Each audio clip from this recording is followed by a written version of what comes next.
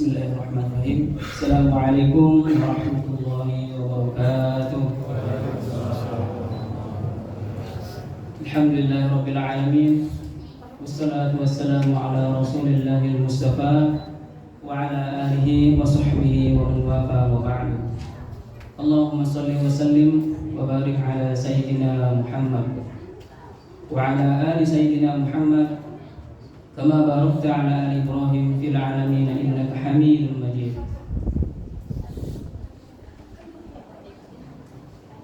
Innal munafiqina yukhadi'una Allah wa huwa khadi'uhum wa idza qamu ila as-salati qamu kusala yura'una an-nasa wa la yadhkuruna Allah illa qalila. Jemaah yang dirahmati Allah Subhanahu wa taala, alhamdulillah hari ini kita memasuki hari yang pertama di bulan suci Ramadan. Bagaimana puasanya hari ini? Ada yang batal? Ada yang batal? Kalau belum, ada yang belum batal ini? Insyaallah ya. Mudah-mudahan puasa kita di hari pertama ini Allah limpahkan hal yang terbaik untuk kita semuanya. Salawat serta salam senantiasa kita limpahkan kepada Nabi kita, yakni Nabi Muhammad sallallahu alaihi wasallam. Mudah-mudahan dengan rahmat Allah pada malam ini kita disampaikan melangkahkan diri kita untuk melangkahkan diri kita ke masjid ini untuk melaksanakan yakni sholat Isya, dilanjut dengan sholat tarawih secara berjamaah. Jemaah rahimakumullah, Allah selalu menurunkan dalam setahun sekali. Kalau boleh tahu, ada yang tahu? Hanya dalam satu tahun sekali Allah menurunkan sesuatu kepada hamba-Nya, yaitu bagi yang muslim. Ada yang tahu? Yani Allah menurunkan satu kali dalam setahun, yaitu hidayahnya ya. Jadi tadi ada sebuah cerita yang saya cerita. Mohon maaf sebelumnya, biasanya saya bersama tetangga sebelah di Muarajen, di depan kan ada masjid ya. Ada masjid. Terbiasa kita melaksanakan sholat subuh secara berjamaah. Kalau hari biasa itu biasanya berapa saf? Kalau subuh berapa? Paling banyak jam lalu berapa? Ya mungkin ada yang 2, ada yang 3 ya. Nah itulah Allah turunkan dalam satu sekali, yaitu hidayah. Dimana seumur hidup saya sholat di Muarajen ini, baru tahun ini saya sholat subuh digeser ke masjid yang lain. Kenapa kira-kira itu? Penuh ya, penuh. Itulah hidayah yang Allah berikan pada setiap kali. Mudah-mudahan hidayah ini tidak hanya di bulan Ramadan saja ya, bisa bertahan sampai Ramadan, sampai akhir kita menutup mata ya. Amin ya Allah ya rabbal alamin. Jamaah yang dirahmati Allah Subhanahu wa taala, tidak akan henti-hentinya saya ingin selalu mengingatkan kepada seluruh jamaah bahwasanya kita ini hidup hanya satu kali, di mana kelak di yaumil akhir amalan yang paling pertama yang dihisab yaitu adalah sholat. Insyaallah berpintar semuanya.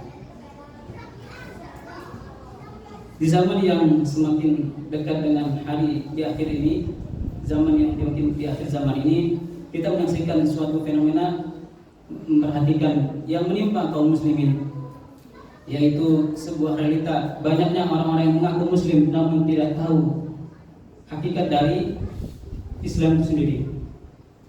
Bahkan tingkah laku keseharian mereka sangat jauh dari nilai-nilai Islam itu sendiri. Di antaranya adalah banyak kaum muslimin di masa sekarang yang mulai meremehkan dan menyia-nyiakan sholat. Bahkan tidak sedikit dari mereka yang berani meninggalkan dengan sengaja dan terang-terangan. Padahal dalam Islam, sholat memiliki kedudukan yang tidak bisa ditandingi oleh ibadah lain. Istimewaan tersebut tergambar dengan peristiwa Isra Mi'raj, di mana Rasulullah SAW menerima wahyu pertama untuk sholat setelah beliau sampai di Sidratul Muntaha. Yang demikian itu menunjukkan bahwa betapa agungnya kedudukan ibadah sholat dalam Islam, karena ia adalah tiang agama di mana agama ini tidak akan tegak kecuali tegak dengannya. Dalam ayatnya, "Utslu ma uhiya ilaika min kitabi wa aqimis shalah innas salata tanha 'anil fahsya'i wal munkar." Sungguhnya salat itu mencegah dari keji dan mungkar. Dan mengingat Allah, salat itu lebih besar utamanya daripada ibadah yang lain. Allah mengetahui apa yang kamu kerjakan. Jamaah yang dirahmati Allah Subhanahu wa taala, orang yang meninggalkan salat saja disebut dengan orang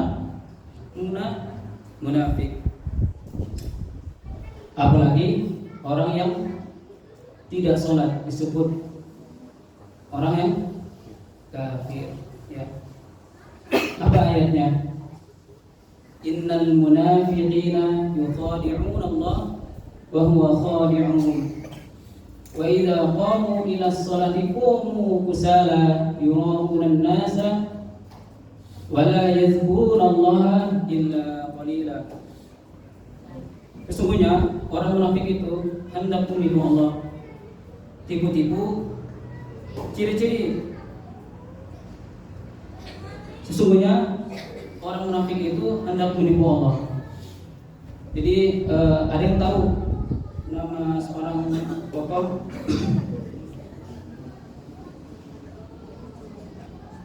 yakni Abdullah bin Ubay bin Salul. Yang tahu Abdullah bin Ubay bin Salul? Yang tahu? Kalau Maryam tahu? Oke.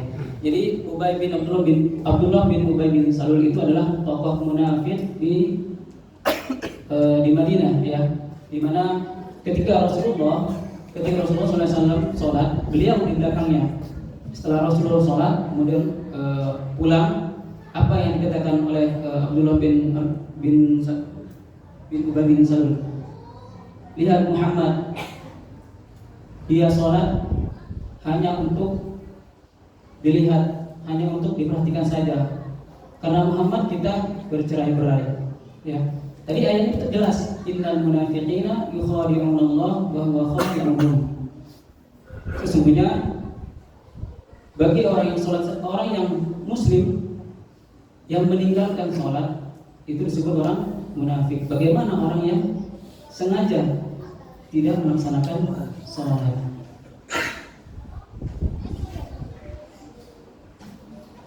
Yang kedua, yang pertama dari munafik. Yang kedua, orang yang lalai. Apa ayatnya? Fawailul lil musallin. Celakalah bagi orang yang lalai. Misalkan contohnya, ya. Orang yang lalai, contohnya sebelum punya motor misalnya, datang ke masjid biasa aja. Setelah punya motor, padahal beliau ini tinggalnya di samping masjid.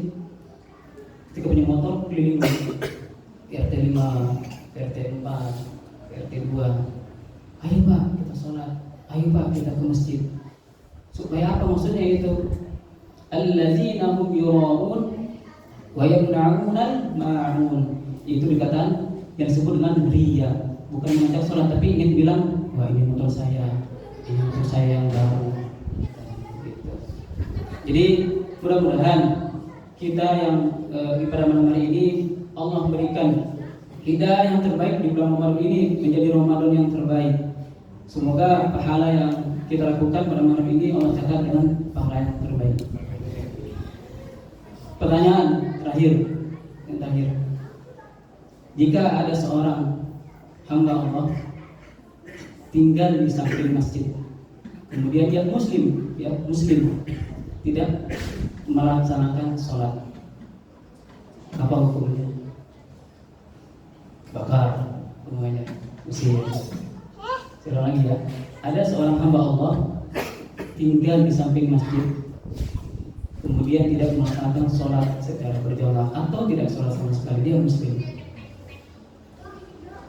Kita sebagai hamba Allah harusnya mengajak saudara-saudara kita, tetangga-tetangga kita masih banyak di antara kita yang sering lalai melaksanakan sholat.